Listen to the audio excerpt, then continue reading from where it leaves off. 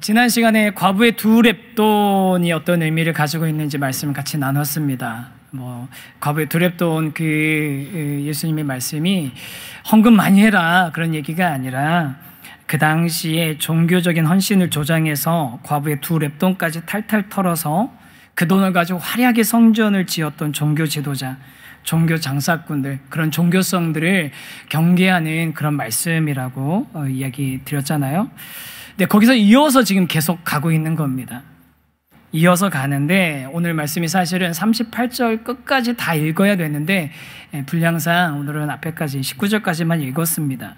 그러면서 이 말씀이 정말 이렇게 그 과부의 헌금들, 종교성들을 가지고 사람들을 고취시켜서 만든 이 화려한 예루살렘 성전, 그리고 또 멋진 그런 헌물들로 채워져 있는 그 성전을 보면서 그 성전에 돌 위에 돌 하나도 남지 않을 정도로 이 성전이 완전히 무너지는, 부서지는 일이 일어나게 될 거라고 하시는 거죠. 그래서 오늘 이 말씀을 가지고 그럼 이 일이 어떤 의미를 가지고 있는 건지, 역사적으로 있었던 일과 또 앞으로 이루어질 일, 이 두 가지를 가지고 같이 한번 좀 생각해 봤으면 하거든요. 우리 같이 전체로 오늘 말씀 생각해야 될 주제는 이겁니다. 한번 같이 한번 읽어보겠습니다. 시작. 어떤 사건에 대해 말씀하시는 겁니까? 어떤 사건에 대해서 말씀하시는 건가? 이제 이 본문을 읽으면서 좀 궁금해하시는 분들이 있으실 거예요. 왜냐하면 이게 두 가지 사건을 좀 같이 포함하고 있습니다. 하나는 실제로 이스라엘 예루살렘에서 있었던 어떤 역사적인 사건, 예루살렘이 멸망하게 되는 그런 사건, 실제 사건, 역사적 사건을 하나 다루고 있기도 하고, 또 하나는 예수님께서 다시 이 땅에 오시겠다고 약속하신 그 마지막 때에 일어날 일에 대해서도 설명을 하고 있는 겁니다. 이 두 가지가 좀 섞여 있는 것처럼 보이기도 해요. 그래서 어떤 목사님이나 또 신학자 같은 경우는 이 둘을 명확하게 좀 분류해서 몇 절은 역사적인 사건을 얘기하는 거고 몇 절은 앞으로 이루어질 일, 미래의 일을, 종말의 일을 이야기하는 거다, 이렇게 명확하게 구분하려고 하시는 분들도 있는데, 그냥 대부분은 이 둘이 서로 연결되어 있는 사건이다, 서로 연결되어 있다라고 설명을 합니다. 저도 이제 그런 입장으로 오늘 말씀해 보려고 하거든요. 그러면 이 각각의 의미를 좀 살펴보면 1-1번에 이제 해당되는데, 이것도 한번 같이 한번 읽어볼까요? 시작. 예루살렘의 멸망, 이미 일어난 역사적인 사건. 첫 번째로 예수님이 하신 이 말씀은 이미 역사적으로 일어난 예루살렘의 멸망이라는 그 사건을 이야기하시는 것입니다. 이 말씀을 이제 준비하면서 실제로 역사적으로 있었던 일들을, 자료들을 좀 찾아보고 그때 무슨 일이 있었나를 좀 봤거든요. 약간 역사 스페셜처럼 이렇게 좀 들으시면 좋을 것 같아요. 예수님이 이제 활동하셨잖아요. 우리가 서력 기원이 예수님의 탄생을 기준으로 거의 하기 때문에 예수님이 AD 한 30년 전후로 해서 돌아가시고, 그로부터 한 30년 조금 지나 30-40년 지나고 나서 이스라엘 민족 가운데 어떤 사건이 생기게 됩니다. AD 66년에 제1차 유대 로마 전쟁이 일어나요. 그러니까 유대인들이 모여 살고 있는, 예루살렘 중심으로 살고 있는 이 유대 땅과 로마 제국이 전쟁을 일으키는 겁니다. 유대 민족하고. 전에 이제 설명을 드린 적이 있는데, 유대 땅은 이전에 헤롯 왕가가 지금 계속 다스리고 있었단 말이에요. 헤롯 대왕부터. 그러면 몇 대에 걸쳐서 이렇게 진행돼 있었다고 했잖아요. 그래서 헤롯 대왕이 다스릴 때는 로마로부터 위임받아서, 왕으로 임명받아서 다스릴 때가 있었고, 또 로마 정부가 볼 때 좀 탐탁치 않다 싶을 때는 왕으로 인정하지 않고 로마의 총독을 직접 파견해가지고 속주, 로마에 속한 하나의 주처럼 다스릴 때가 있었습니다. 예수님 당시가 그때예요. 예수님 공생하실 때가. 총독들이 오는 거죠. 그러면서 그 자녀들은 헤롯 왕가는 분봉왕, 약간의 권력만 받을 때가 있었습니다. 또 시절이 지나면 정치가 그렇잖아요. 다른 새로운 황제가 일어나고 또 새로운 왕이 나오고 그러면 또 바뀝니다. 시소처럼 계속 왔다 갔다 해서 왕위권이 받기도 하고, 또 그 다음 때에 가면 또 다시 로마가 직접 총독을 파견해서 다스리기도 하고, 계속 시소를 타는 것처럼 왔다 갔다 하는 게 실제로 역사적으로 이루어지는 일인데, 그 중에 어떤 일이 일어나냐면요, 뭐 기본적으로 유대인들은, 그 당시 유대인들은 로마가 지배하고 있으니까 로마의 지배에 대해서 불만도 있었고, 게다가 한 가지 또 큰 불만이 세금 내는 거였지 않습니까? 세금을 사람마다 다 내야 되는 그거에 대해서 부담을 가지면서 부당하게 생각하고 있었습니다. 별로 좋지 않은 감정을 가지고 있었어요. 그런데 이 당시에 AD 66년 이 당시에 로마가 총독을 파견해가지고 총독이 이 유대 땅을 다스리고 있었는데, 이 총독이 뭘 하냐면 이스라엘의 유대인들의 정치적인 지도자이고 영적인 지도자인 대제사장을 로마 정부가 세워버립니다. 대제사장을 로마 정부가 세웁니다. 그러니까 한번 생각해 보세요. 안 그래도 부당하다고 생각하는데 우리의 지도자를 로마 정부가 세웠다고? 그거에 이제 막 이제 그 전통적인 그 유대주의자들이 반발을 하게 되는 거죠. 그런 반발 때문에 좀 이제 로마에 대한 불만이 더 커져 있었던 상태에 있는데, 결정적으로 충돌이 일어나게 되는 일이 생깁니다. 그게 뭐냐면, 로마의 이제 여러 황제 중에 칼리큘라라는 황제가 있었는데, 이 칼리큘라 황제가 무슨 짓을 하냐면 자기를 신격화해요. 내가 신이다. 로마 황제가 신이다. 그러니까 이제부터 로마 제국에 있는 그 시민들은, 제국에 있는 사람들은 나를 숭배를 해야 된다. 황제 숭배를 해야 된다라고 칙령을 내립니다. 그러면서 조각상을 만들어서 로마 제국의 곳곳에 보내는 거죠. 그런 일들이 이제 로마 제국에서 이루어지니까 한번 보세요. 유대 땅을 지금 로마 총독이 다스리고 있고, 또 종교 지도자 대제사장을 누가 세웠다고요? 로마 정부에서 세웠죠. 로마 정부에서 세운 이 대제사장이 무슨 짓을 했겠습니까? 로마 황제 숭배하는 일을 성전에서 한 겁니다. 황제 숭배를 성전에서 하니까 그게 기름이 부어진 겁니다. 안 그래도 부글부글 끓고 있었는데, 불꽃이 있었는데 거기에 뭐 불꽃이 튕겼다고 해야 되나요? 그게 더 적당하려나요?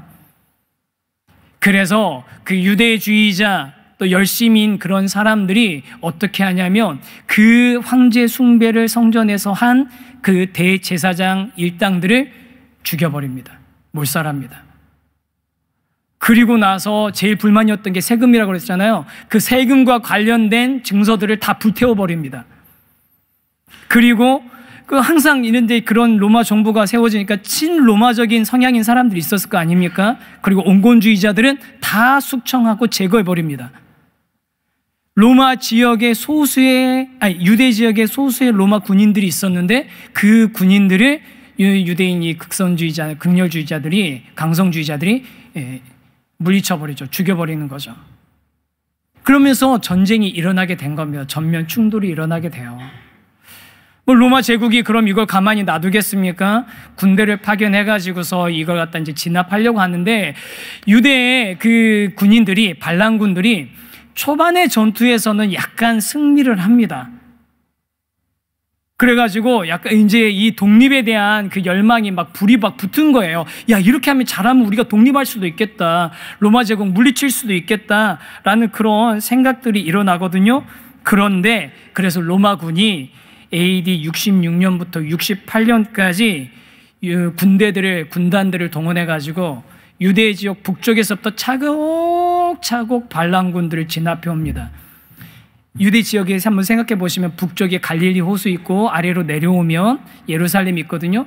갈릴리에서부터 시작해서 차곡차곡 반란군들을 진압해서 어디까지 도달하냐면 예루살렘까지, 유대 민족의 가장 중심인 예루살렘까지 도착을 하는 거예요. 이게 진압해가는 과정 가운데 그 군대를 이끌었던 베스파시우스라는 장군이 있었는데, 이 장군이 심지어는 로마의 황제, 그 다음 황제가 됩니다. 그러니까 생각해 보세요. 이 유대를 토벌하는, 반란군을 토벌하는 역할을 했던 장군이 황제가 되니까 이거 그냥 내버려 둘 수 있겠습니까? 자기 아들을 내세워서 이 토벌 작업을 마무리하는데, 그 아들이 누구냐면 유명한 티투스 장군인 거예요.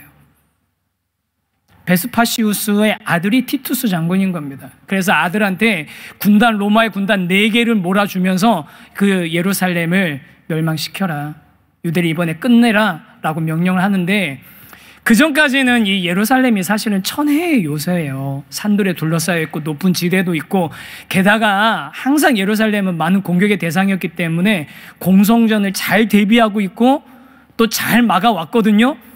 이 티투스 장군이 서두르지 않습니다. 어떻게 하냐면 AD 70년 4월에 이 성을 둘러싸면서 포위하면서 성벽의 높이하고 똑같은 토성을 주변에 쌓아버려요. 예루살렘 성벽하고 똑같은 높이의 성벽을, 토성을 예루살렘 주변에 쌓아버리는 겁니다. 가둬버리는 거죠, 그 안에. 그 유대 역사학자들에 의하면 뭐 그 숫자에 대해서는 이견들이 있지만, 그 당시 예루살렘에는요, 제가 AD 70년 4월이라고 말씀드렸잖아요. 무슨 절기하고 가까운 시기였겠습니까? 유월절하고 가까웠어요. 이 예루살렘 성에는 200만 명 가까운 사람들이 모여 있었을 거라고 추측을 하더라고요. 그래서 제가 좀 약간 의심이 들었어요. 아니, 지금 한참 막 몇 년째 전쟁 중인데 어떻게 200만 명이나 오겠냐, 어떻게 오겠냐 싶었는데, 자료를 찾아보니까 그 당시 예루살렘에서 반란군을 이끌고 가 있던 강성 지지자들이 그 당시 한 1년 정도 소강기가 있었거든요, 전투가. 이 강성파들이 뭐라고 얘기하냐면, 야, 이 예루살렘이 하나님의 성전인데 로마 군들한테 짓밟힐 리가 있겠냐? 하나님이 그걸 내버려 두겠냐? 걱정하지 말고 이럴 때일수록 우리가 더 예루살렘에 모여서 더 열심히 하나님 예배해야 된다. 그래서 오히려 더 장려했다는 거예요. 예루살렘으로 오라고. 그런 일들이 있으니까 더 예루살렘에 많은 사람, 200만 명 정도 되는 사람들이 그 안에 머물고 있었는데, 그 성을 로마 군단이 삥 둘러가지고 포위를 해버린 겁니다. 말려 죽이려고 하는 거죠. 근데 사실은요, 그 유대인들이, 반란군들이 로마의 반란을 일으키면서 이 전쟁을 대비하는 식량도 잘 준비를 해놓고, 준비를 잘 해놨었어요. 예루살렘에서 오래간 버틸 수 있는 준비를 잘 해놨었거든요. 그런데 여러분, 어느 사회든지요, 여러분, 극단주의자들이 제일 위험한 거예요. 무슨 일이 일어나냐면, 그 유대 강성주의자, 극단주의자들이 무슨 일을 벌이냐면, 그 건조 식량들, 비축해 있던 그 식량들을 불태워버립니다. 왜 불태우는 줄 아세요? 이거를 의지하지 않고 하나님만 의지하면서 결사의 각오로 항전을 해야지 우리가 이길 수 있다 해서 그걸 불태워버려요, 식량을. 극단주의자들이. 그리고 나서 몇 달의 시간 동안 그 예루살렘에는 어떤 일이 일어났겠습니까? 군인이고 민간인이고 상관없이 굶주리게 되는 거죠. 몇몇 기록을 보니까 끔찍한 일들이 일어나요. 엄마가 어린 아이를 구워서 먹으면서 절반을 오늘 먹고 절반은 내일 먹으려고 남겨놓고, 끔찍한 일이 일어나는 겁니다, 그 안에서. 도망가고 싶은 사람들이 있었죠. 도망가는데, 도망가면 잡히는 족족 잡아가지고 어떻게 하냐면 예루살렘을 삥 둘러서 십자가에다 못 박아서 그 사람들을 처형했습니다. 보란 듯이. 만 개가 넘는 십자가가 세워졌다고 합니다. 그렇게 몇 달 버티다가 AD 70년 9월에 예루살렘은 완전히 멸망하게 됩니다. 그때 지금 예루살렘 저는 못 가봤는데 예루살렘 가보신 분 보면 통곡의 벽이라고 있다고 하더라고요. 그게 예루살렘의 서쪽 벽 일부 남은 거예요. 그거 외에는 나머지는 정말 돌 위에 돌 하나도 남지 않고 다 무너지고요. 그 이후로 예루살렘 성전은 재건되지 못합니다. 이스라엘 나라는 없어져 버렸습니다. 죽은 사람만 110만 명이 넘고 포로로 끌려간 사람이 약 10만 명입니다. 남자들은 다 이집트로 어디로 다 로마 제국에 의해서 끌려가서 노예가 되고요. 사람들은 이 예루살렘 유대의 남땅에 남아있을 수 없어서 지중해 곳곳에 아프리카로 어디로 다 흩어지게 됩니다. 그때부터요, AD 70년부터 1948년에 그 팔레스타인에 이스라엘이 세워질 때까지 이 이스라엘 민족은 나라 없는 민족으로 살아가게 된 겁니다. 거의 2000년 동안. 완전히 망해버린 겁니다. 대제사장 제도 없어져 버렸습니다. 성전도 없는데 대제사장이 무슨 소용이 있습니까?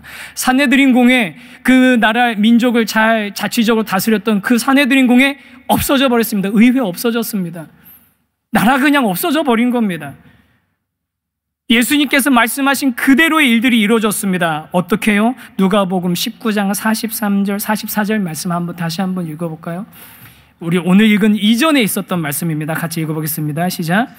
날이 이를지라 내 원수들이 토론을 쌓고 너를 둘러 사면으로 가두고 또 너와 및 그 가운데 있는 내 자식들을 땅에 메어치며 돌 하나도 돌 위에 남기지 아니하리니 이는 내가 보살핌 받는 날을 알지 못함을 인함이니라 하시니라. 예루살렘에 입성하실 때 예루살렘을 향해서 우시면서 하신 말씀이거든요. 이 말씀 그대로 된 거 아닙니까? 원수들이 토둔을 쌓고 토성을 쌓고 너를 둘러서 사면으로 가두고 그 안에 있는 자식들을 땅에 메어치고 돌 위에 돌 하나도 남지 않게 할 것이다. 그대로 이루어집니다. 그 말씀이 그대로 다시 반복됩니다. 오늘 읽었던 21장 6절 말씀 읽겠습니다. 시작. 너희 보는 이것들이 날이 이르면 돌 하나도 돌 위에 남지 않고 다 무너뜨려지리라. 바로 이 다음 말씀 7절부터 읽었죠. 돌 위에 돌 하나도 남지 않고 다 무너질 것이다. 예수님께서 그 위풍당당한 종교의 상징인 예루살렘 성전을 보시면서 하셨던 그 말씀이 실제로 역사 가운데서 이루어지겠습니다. 그러면 예수님께서 이렇게 하신 말씀이 역사적으로 성취된 것을 보면서 저와 여러분이 뭘 생각해야 되겠습니까? 예수님 용하시네. 어떻게 그걸 맞추셨대? 한 30몇 년 뒤에 일어날 일을? 예수님이 용하게 마치신 게 그게 신기한 거 우리가 봐야 될 일인가요? 아니에요. 왜 이런 일들이 일어나는지 우리 생각해 봐야 되는 거 아니겠습니까? 하나님을 믿는 신앙을 가장 잘 드러내고 상징하는 그 예루살렘 성전을 왜 무너지게 하셔야만 했을까요? 왜 그렇게까지 하셔야만 됐겠습니까? 그 이유는요, 여러분, 하나님을 믿고 하나님 나라를 이뤄간다는 것의 의미가 현상세계의 어떤 정치 체계나 국가를 만드는 것이 아니라는 것을 알려주시는 거고요. 더불어서 종교적인 열심과 종교생활만 잘하면 하나님이 도와주신다는 착각에 빠져있지 말라고 알려주시는 겁니다. 여러분, 예루살렘이 멸망한 것 같은 그런 일들이요, 그때만 있었던 게 아니에요. 구약에도 보면 몇 번이나 반복적으로 일어납니다. 그때는 성전도 없었던 시절이에요. 궤에 올라가 보면 사사시대 때 성전도 없이 실로에 그냥 성막이 있고 하나님의 궤가 거기 모셔져 있을 때, 그때 여러분 그 사사기 엘리 제사장이 이스라엘 민족 다스리고 있을 때 무슨 일이 있었습니까? 이스라엘 민족하고 블레셋하고 전쟁이 일어나죠. 전쟁이 일어나는데 이 블레셋과 싸우려고 하다 보니까 이스라엘이 뭘 합니까? 전투에서 우리가 전력이 밀릴 것 같으니까 가서 그 여호와의 언약궤, 하나님이 임재하시겠다고 만나주시겠다고 하셨던 그 언약궤를 끌고 옵니다. 엘리 제사장의 두 아들 홈리와 비나스가 끌고 오면서 뭔 생각했겠습니까? 이것만 가지고 오면 우리 블레셋하고 싸워서 이길 수 있다. 이것만 있으면 절대로 질 일이 없다라고 생각하면서 가지고 나온 것 아닙니까? 실제로 그 언약궤가 도착하니까 이스라엘 진영은 막 환호성이 일어나고 난리가 났어요. 난리가 났을 때 블레셋은 두려웠죠. 저들의 신이 드디어 전장에 왔나 보다. 우리 큰일 났다. 우리 죽었다 내일. 그래서 어떻게 됐어요? 우리 내일 죽었다. 어차피 죽을 거 있는 힘껏 싸워보자. 그래가지고요, 블레셋이 대승을 합니다. 이스라엘 대패하고요. 군인들도 죽을 뿐만 아니라 홈리와 비나스 같은 지도자격인 사람들도 죽게 되고요. 그리고 가장 치명적인 뭡니까? 이거 언약궤가 나왔는데 진리가 없는데, 우리가 패할 리가 없는데, 하나님이 우리 편이신데, 근데 그 언약궤까지 빼앗기게 됩니다. 그런 일이요. 그리고 나중에 또 성전이 지어진 이후에도 생깁니다. 남북 이스라엘 나눠지고 나가지고 이스라엘 먼저 망하고 남유다만 남았는데, 그 남유다 남은 그 유다에게 하나님의 선지자가 경고하는 말씀이 이게 있거든요. 예레미야 7장 4절 말씀입니다. 이것도 한번 읽어보겠습니다. 시작. 너희는 이것이 여호와의 성전이라, 여호와의 성전이라, 여호와의 성전이라 하는 거짓말을 믿지 말라. 무슨 말이냐면요, 하나님께서 이 선지자 예레미야 선지자를 통해서 야, 니네 유다마, 이스라엘, 예루살렘 니네 망할 거야. 누구한테 망하냐면 바벨론에 의해서 망하게 될 거야. 내가 바벨론을 들어서 너네들을 심판할 거야. 그렇게 말씀을 하시거든요. 그 얘기를 선포하는데 사람들이 뭐라고 얘기하냐면 여호와의 성전이다. 이게 여호와의 성전이다. 여호와의 성전이라고 하면서 하나님의 성전인데 이 성전이 무너질 리가 없다. 이 하나님의 성전이 있는 예루살렘이 함락될 리가 없다. 하나님이 하나님도 믿지 않는 바벨론을 통해서 이방 민족을 통해서 우리 하나님 믿는 민족들을 멸망시킬 리가 없다. 그런 얘기를 하더라는 겁니다. 그러니까 예레미야 선지자가 성문 앞에 서가지고 성전 왔다 갔다 하는 사람들한테 야, 속지 말라고, 여호와의 성전이라고, 여호와의 성전이라고, 여호와의 성전이라고 말하는 그 거짓말에 속지 말라고 외치고 있는 거죠. 결국은 어떻게 됩니까? 예레미야 선지자의 말 그대로 되죠. 바벨론의 느부갓네살 왕이 예루살렘을 함락시키고 예루살렘 성은 불타고 성벽은 무너지고 사람들은 끌려가고 죽고 예루살렘 성전에 있던 그 하나님을 섬길 때 사용됐던 그 많은 은과 금으로 만들었던 그것들은 성물들이라고 만든 그런 그것들은 다 약탈돼 가지고 이방의 신전에 들어가게 됩니다. 여러분, 희한하게 이런 일들이 반복됩니다.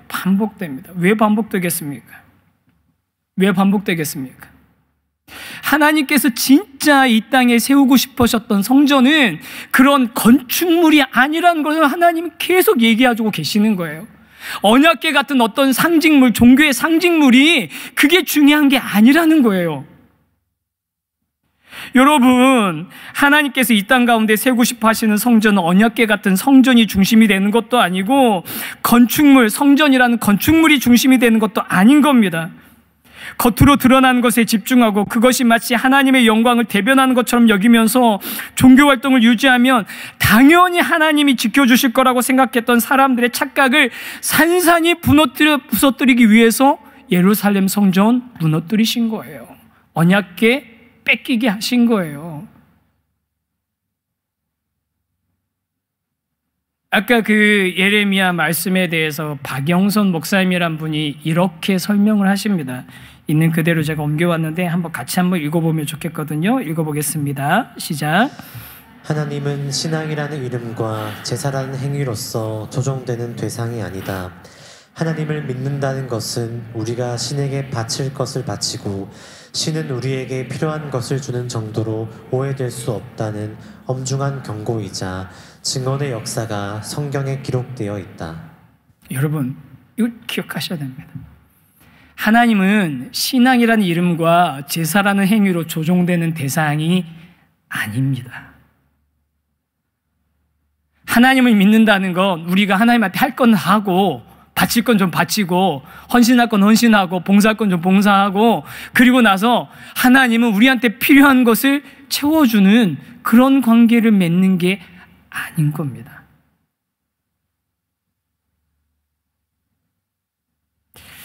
이 자리에 계신 우리 귀한 성도 여러분, 누가복음에 기록된 역사적으로 이루어진 그 사건이 이전에도 있었고 그 이후에도 반복되고 있음을 잊지 마시기 바랍니다. 하나님이 세우시고 싶어 하신 성전은 하나님의 백성들이, 그리스도인들이 하나님의 뜻을 따라 살아가며 그 삶으로 하나님께 영광을 돌려드리는 것임을 믿으시기 바랍니다. 아멘이시죠? 하나님이 이 땅에 교회 건물 많이 세우길 원하시지 않으세요. 하나님이 이 땅에 건물 그럴듯하게 교회 건물 만들길 원하시지 않으신다는 거예요. 이 땅에 그냥 종교 그리스도인이라는 기독교인이라는 종교인이 많아지기를 원하시는 게 아닙니다. 그게 하나님 나라가 되는 게 아니에요. 하나님이 세우고 싶은 나라가 통계적으로 기독교인의 비율이 많아지는 게 그게 하나님이 세우고 싶은 나라가 아니라니까요.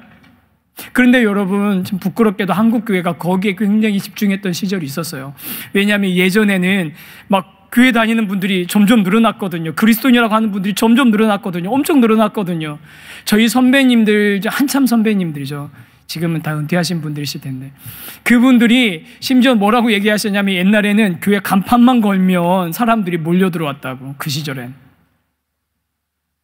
그러니까 그분들이 어떤 생각을 하냐면요, 야, 이러다가 우리나라 모든 사람들이 다 하나님 믿는 그런 일이 생기는 거 아니야? 막 기대를 하는 거예요. 그래서 우리나라 하나님 믿는 나라 만들자. 그게 하나님 믿는 나라 만드는 방법입니까?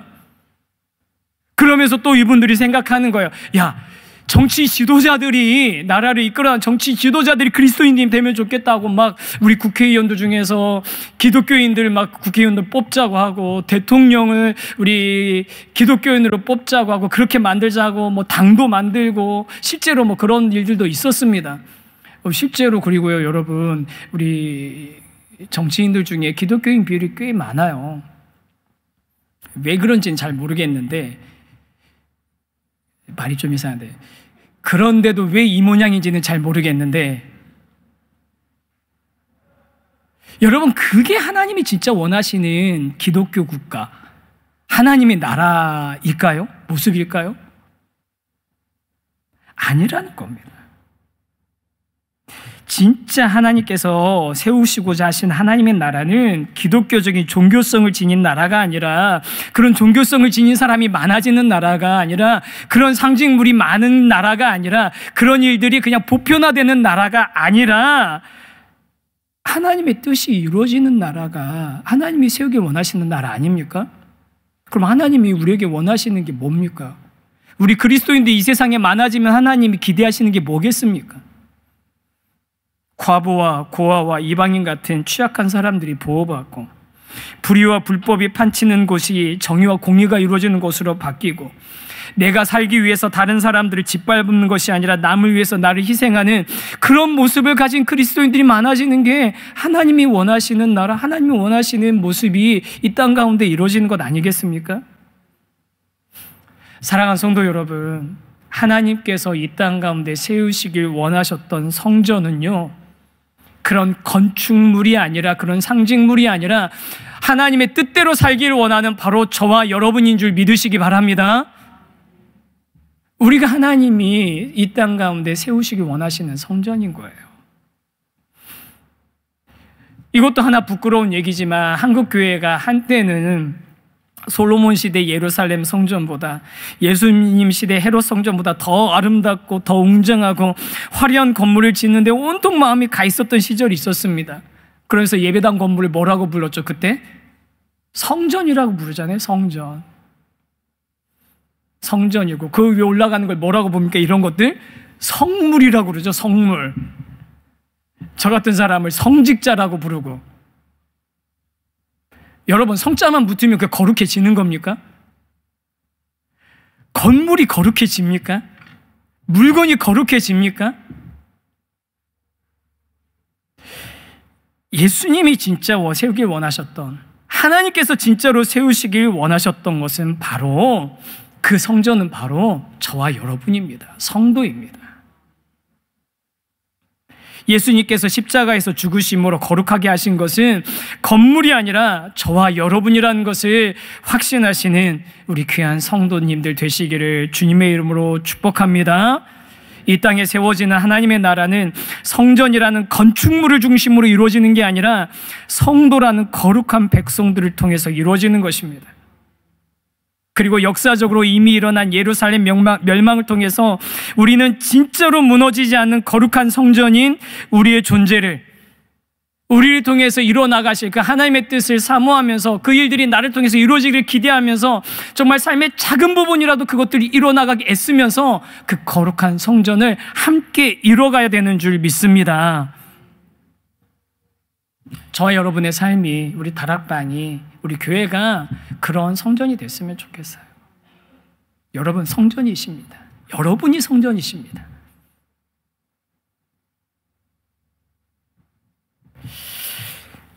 이처럼 이렇게 AD 70년에 예수님의 이 말씀이, 누가복음 말씀이 AD 70년에 역사적인 사건으로, 예루살렘 멸망이라는 역사적인 사건으로 실현이 되었는데, 근데 이 말씀은 딱 그때 일어난 그 사건만을 얘기하는 게 아닙니다. 동시에 장차 오실 그날과 그때에 대한 설명, 예수님께서 다시 오실 때에 대한 그 설명도 담고 있거든요. 그래서 예루살렘의 멸망이 하나의 이정표가 되어서 앞으로 완성할 하나님의 나라에 대한 모습을 미리 좀 보여주시는 거예요. 하나님이 세우실 것에 대한 그 기대를 우리에게 심어주시는데, 그래서 우리가 봐야 될 두 번째는, 우리 한번 같이 한번 읽어보겠습니다. 시작. 예수님의 재림, 앞으로 이루어지게 될 사건. 앞으로 이루어질 될 사건에 대해서 예수님이 말씀하시는 거죠. 27절 말씀입니다. 읽지 않았던 말씀인데 같이 한번 읽어보겠습니다. 시작. 그때 사람들이 인자가 구름을 타고 능력과 큰 영광으로 오는 것을 보리라. 그때의 인자는 누구십니까? 다니엘서에 나오는 그 인자란 독특한 표현, 하나님께서 완성하실 그 나라를 다스리실 참 그 주인 되시는, 주권자 되시는 그분을 인자라고 표현하지 않습니까? 그분이 예수님이시고, 예수님께서 다시 재림하실 때 그 인자의 모습으로 오실 것인데, 그 인자께서 오실 때 일어날 일들이 설명이 되고 있어요. 마치 요한계시록에 나온 것 같은 그런 일들이 일어날 거랍니다. 어떤 일들입니까? 난리의 소문이 있고, 국가 간의 전쟁도 있고, 큰 지진과 기근도 있고, 전염병도 있고, 뭐 이런 얘기 들어보니까, 야, 요즘인데? 그렇잖아요. 지금 우크라이나 전쟁도 있고, 기상이변도 있고, 게다가 코로나도 있었고, 이렇게 생각할 수 있는데, 근데 그런 일도, 이런 일도, 야, 정말 진짜 그런 거 아니야? 우리 그런 생각하고 조바심도 있잖아요. 그리고 요즘에 보면 그런 거 있다고, 그게 그런 사인이라고 얘기하는 분들이 있죠. 근데 거기에다가 또 하나 더 나가서 우리가 두려운 거, 자연의 이런 현상들이나 이런 역사적인, 사회적인 현상들이야 계속 있어 왔던 일인데, 우리가 진짜 두려운 건 뭡니까? 그럼 마지막 때가 되면 꼭 빠지지 않는 게 신자들에게 환난이 있다는 거예요. 마지막 때에 나타날 현상 중에서 성도들이 고난받는 일들이 있다는 겁니다. 오늘 말씀에도 있었습니다. 그러니까 예수님이 다시 오실, 인자가 다시 오실 그날에 대한, 앞으로 이루어질 그 일에 대해서 우리가 기다리기보다는 약간 두려워하는 마음이 많이 있잖아요. 그 두려워하는 마음은 뭡니까? 나는 그 일을 당하지 않아야 되는데, 하나님, 저는 믿음이 약해요. 그런 일 당하면은 자신 없어요. 그런 마음으로 나는 안 당하고 싶으신 거잖아요, 지금. 근데 그런 마음을 가지고 있다 보니까 항상 궁금한 게 뭐예요? 저거 언제 이루어지지? 내 때는 아니어야 되는데. 저거 언제 있을지? 그때가 언제지? 때에 대해서 되게 관심이 많이 생기는 겁니다. 7절에도 보면 나오고요. 7절 먼저 한번 읽어볼까요? 시작. 그들이 물어 이르되 선생님이여, 그러면 어느 때에 이런 일이 있겠사오며 이런 일이 일어나려 할 때에 무슨 징조가 있사오리이까? 예수님 돌아가시기 전인데 언제 어느 때에 이런 일이 있겠습니까? 라고 제자들이 물어보잖아요. 근데 예수님이 부활하시고 나서 또 물어봅니다. 사도행전 1장 6절, 똑같은 사람이 쓴 책 아닙니까? 누가복음 사도행전 1장 6절에 한번 읽어볼까요? 시작. 그들이 모였을 때에 예수께 여쭈어 이르되 주께서 이스라엘 나라를 회복하심이 이때이니까 하니. 이때입니까? 지금입니까? 그때가? 자꾸 그때가 언젠지 확인하고 싶어 하는 겁니다. 이거 보면서 여러분 좀 위로를 얻으시죠? 제자들이나 우리나 똑같다. 다를 거 없다. 도대체 언제입니까? 그런 일이 언제 일어나는 겁니까? 라고 이렇게 궁금해 하거든요. 그리고요, 사람들이 궁금해하는 이 심리를 엄청 잘 이용하는 무리들이 있습니다. 이단들, 특히 시한부 종말론자들이죠. 그래서 그 예수님에 대해서, 계시록의 사건들에 대해서 그게 언제 어디서 이루어졌다는 식으로 날짜와 사건을 특정하는 그런 사람들이 있거든요. 여러분, 그런 사람들이 있고 그런 이야기가 있다면 정말 진짜 뒤도 돌아보지 마시고 돌아서셔야 됩니다. 끊으셔야 됩니다. 여러분, 유튜브 지금 보고 계시는 우리 채널, 구독하시는 채널 중에 혹시 종교적인 컨텐츠라고, 기독적인 컨텐츠라고 해서 다 좋은 거 아니에요. 그런 이상한 컨텐츠들 많습니다. 나중에 다락방에서 꼭 제가 우리 순장님들이 야외 모임 같은 거 하시면, 열린 다락방 하시면 유튜브 꺼내놓으시고 핸드폰 꺼내놓으시고 내가 뭐 구독하고 있는지 한번 서로 점검도 한번 하셔야 돼요. 하셔야 된다니까요. 이거 웃을 일 아니에요. 심각해요. 큰일 나요. 여러분, 그런 것들, 신기한 현상들, 아니면 뭔가 정말 뭔가 근거가 있는 것 같은 그런 이야기들에 여러분 현혹되지 마십시오. 왜냐하면 이런 특정한 사건을 보면서 그게 바로 예수님의 재림의 징조라고 한다면, 그것은 예수님이 우리에게 정말의 마지막 때에 대해서 알려주신 그 목적과 의도와 전혀 다른 생각들을 하고 있는 겁니다. 예수님은 언제 그런 일이 일어날지 니네 궁금할 필요도 없다라고 얘기하셨어요. 때에 대해서는 예수님이 그냥 이건 다 100% 하나님의 권한이라고 걱정하지 말라고 하는 겁니다. 뭐라고, 왜 걱정하지 말라고 합니까? 13절에 이유가 나와 있습니다. 읽겠습니다. 시작. 이 일이 도리어 너희에게 증거가 되리라. 이런 고난도 당하고 환난도 당하고 어려움도 있는데 그 일이 도리어 어떻게 된다고요? 너희에게 증거가 된다. 그 얘기는 두 가지 면이 있습니다. 동전의 양면처럼 우리들한테 그 일들을, 어려움들을 혹시 당하게 되면 그 어려움을 당하는 우리들한테는 어떤 확신이 이게 증거가 되냐면, 우리가 여태까지 믿었던 그 하나님이, 우리가 믿었던 예수님이, 성경의 말씀이 가짜가 아니구나, 그게 그냥 헛된 이야기가 아니구나 라는 걸 우리가 그때 그 순간 알 수 있게 된다는 겁니다. 우리에게 증거가 된다는 겁니다. 그리고 반대편에서는요, 믿지 않는 사람들은요, 그런 그 고난을 당하고 있는, 어려움을 당하고 있는 우리들 보면서 어떻게 얘기하냐면, 저들이 믿는 하나님이 진짜구나, 저들이 기다리던 예수님이 진짜구나라고 믿지 않는 자들에게 또 이게 증거가 된다는 겁니다. 그러니까 걱정하지 말라고, 뭘 대답해야 될지, 어떻게 준비해야 될지 미리 걱정할 필요 하나도 없다고 얘기하시는 거죠. 그러면서 약속하십니다. 19절. 너희의 머리털 하나도 상하지 않을 것이다. 사랑하는 성도 여러분, 그 일이 당장 오늘 이 오후부터 일 시작된다고 하더라도 걱정하실 필요 없습니다. 우리의 머리털 하나도 상하지 않고 하나님이 사랑하신 저와 여러분은 절대로 그 손에서 포기되어지는 일이 없습니다. 그래서 우리는 그러면 이 말씀을 가지면서 우리가 두려우면서 걱정하면서 예수님 다시 오실 때 혹시 나 혼나는 거 아니야, 나 고난당하는 거 아니야, 그런 거 염려할 필요 없이, 그러면 우리는 어떻게 살아야 되느냐? 우리가 지금 시간적으로 어디에 있는 겁니까? 옛날에 AD 70년에 있었던 역사적인 사건이 일어난 이후, 그리고 앞으로 언젠지 모르지만 예수님이 오실 그날, 그 사이에 우리는 살아가고 있지 않습니까?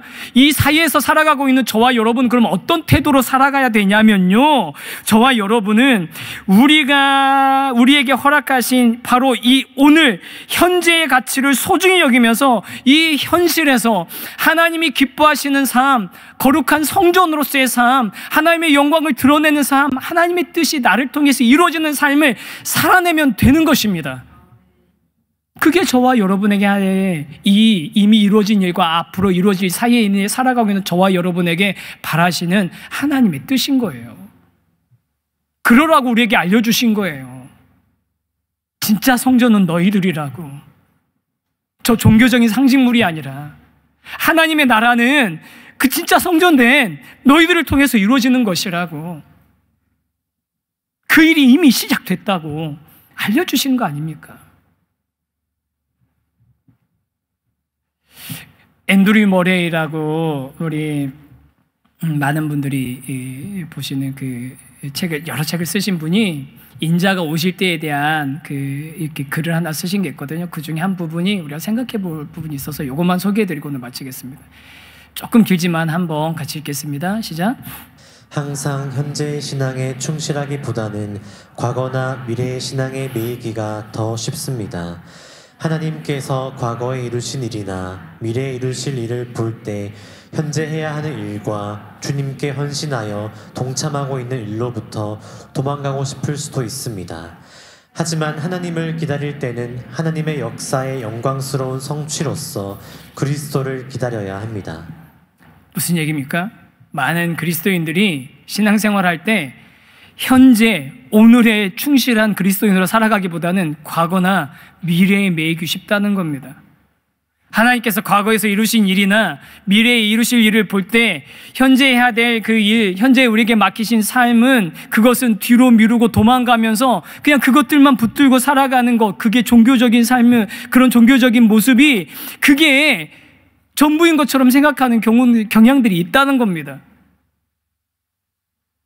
하지만 사랑하는 성도 여러분, 이미 이루어진 일과 앞으로 이루어질 사이에 살아가는 저희들에게 맡기신 건 언제냐면 오늘입니다. 지금입니다. 이 오늘 지금의 우리의 살고 있는 이 삶의 가치를 여러분 결코 가볍게 여기지 마시고, 저와 여러분이 있는 오늘 살아가는 이 오늘부터 시작해서 하나님께서 기뻐하시는, 하나님이 즐거워하시는, 하나님이 소중히 여기시는 거룩한 성전으로서의 삶을 살아가시기를 주님의 이름으로 축복합니다. 저와 여러분이 성전입니다. 예루살렘 성전 보러 가실 필요 없습니다. 저와 여러분이 성전입니다. 그 거룩한 성전의 삶을 우리 함께 이뤄나가고 우리 함께 이어져서 그 성전을 세워나가는 그런 기쁨을 우리 교회 안에서 누릴 수 있으면 좋겠습니다.